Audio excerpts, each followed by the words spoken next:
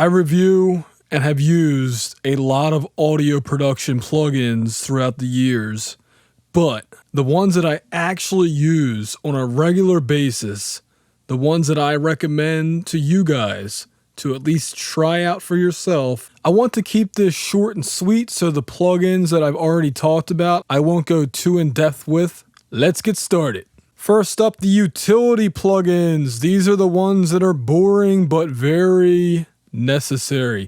First of all, speaker modification plugins.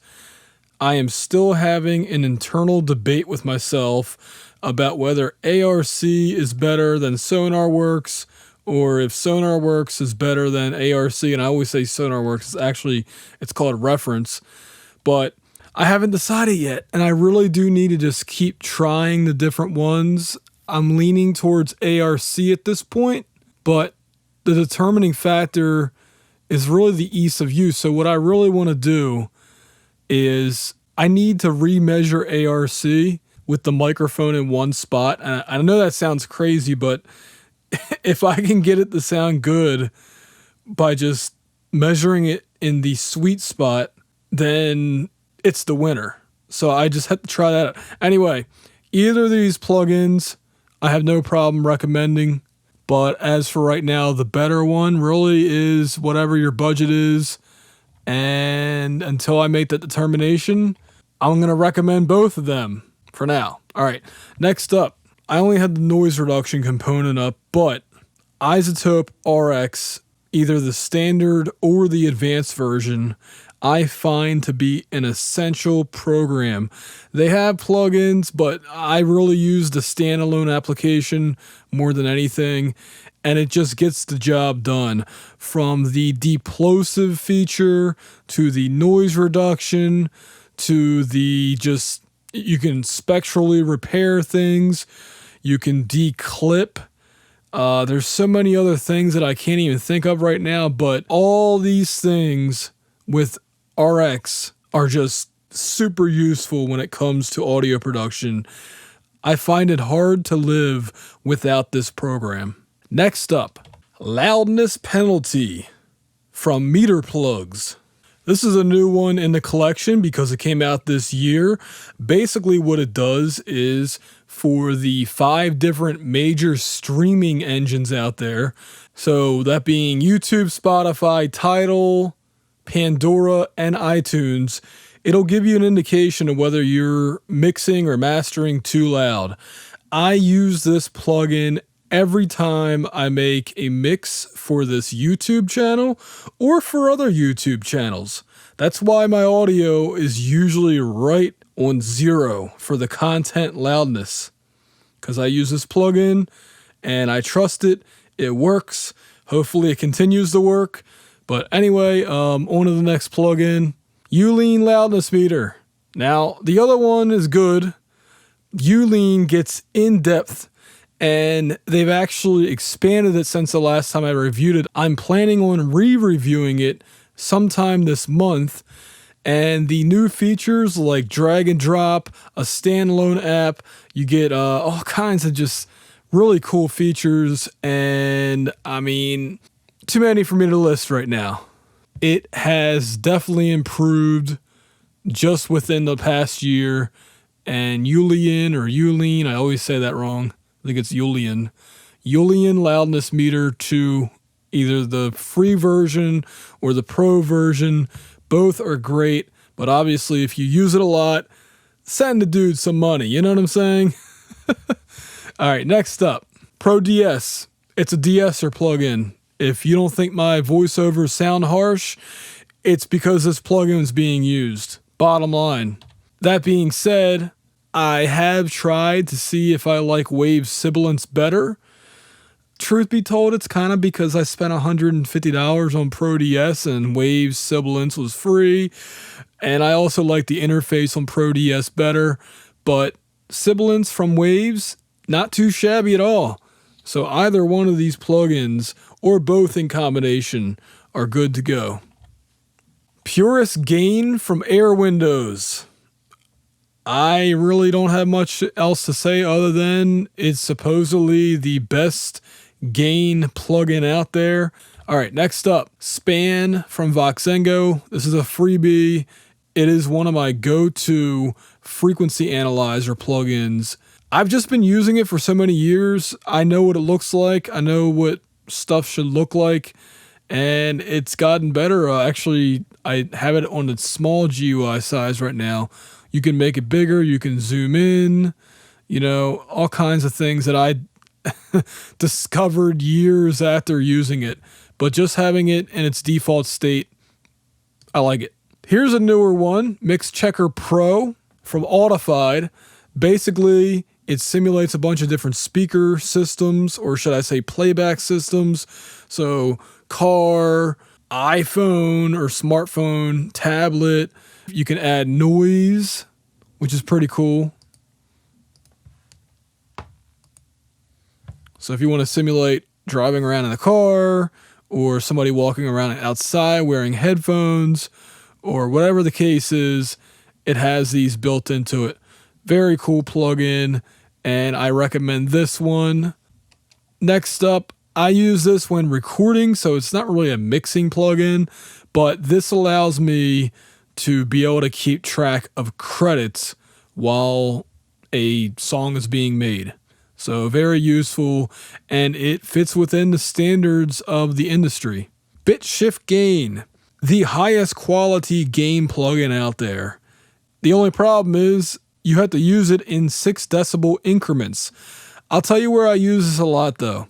When I'm exporting tracks for Mix Analog, I use this plugin because a lot of times it's, 6 decibels too loud or 12 decibels too loud. So I use this. It works awesome. Another thing I use it on is government videos. For some reason, my local government likes to record their audio at like -70 decibels. So bit shift gain gets put in, and then of course I noise reduce it and all kinds of other things. But this plugin helps to ensure that the quality is kept to the highest standard. Magic AB. Now, there are plugins out there that do this, but Magic AB was the first one. And actually, there's a new one called Metric AB from the same developer, but it's more expensive. And yeah, anyway, I have Magic AB, the original version, and it still works good. It just doesn't have the newer features that the other plugins do. There's a bunch of other ones. Maybe I'll talk about it in a separate video, but Magic AB works for me, and I do use it. Next up, Trigger 2. I almost didn't include this one because it's technically an instrument, but to me it's a utility because it helps to enhance the drums that may have been recorded inside of a cardboard box. Seriously though, Trigger is both a utility and a virtual instrument. I use this basically whenever there's drums to be replaced, because usually I'm replacing tom drums and kick drums. Snare is usually, it can be hit or miss, but usually kick and usually toms. Bruce-free. This plugin is my alternative to RX Advanced when I can't use that, or maybe it's just not working for a particular track. This plugin gets used. Actually, this is the plugin that I use for the government videos because I'm actually working on those voluntarily. So I don't really have time to use RX on the track. So Bruce-free gets used and it works pretty darn well. All right, this one is another one from Clevgrand, and it's a lo-fi maker. So it takes away the high fidelity sound from your tracks, and if you're, trying to make things sound bad, this is the plugin to use. Torque from Waves. A long time ago I reviewed this plugin and I recommended it, and I still recommend it because it can retune drums. One of the cool features is I'll put it on trigger, or I should say after trigger, and I can get new sounds out of it, or obviously tracks that were already recorded that just need to be tweaked a little bit. I can use this and, modify, again, typically tom drums, sometimes snare, rarely kick, but I mean, if you need to use it on kick, it works. But it's usually tom drums and snare drums. But yeah, it does its job, and I definitely recommend it. Audio movers, listen to. I just talked about this plugin a couple weeks ago, but I reviewed it a few years ago, and I forgot the name of it. And I actually had to use it recently because we'll just call him a customer of mine, kept saying that too much low end. And I'm like, dude, if I cut the low end anymore, it's going to be nothing. So use this, which now they have an app. They also have another plugin, but it is near real-time, high-fidelity audio that you can stream directly from your DAW to either a web browser or an app. So one thing you can use it for is if you like to listen to mixes in your car, you can have this running over Wi-Fi. All right, next up, Snapshot.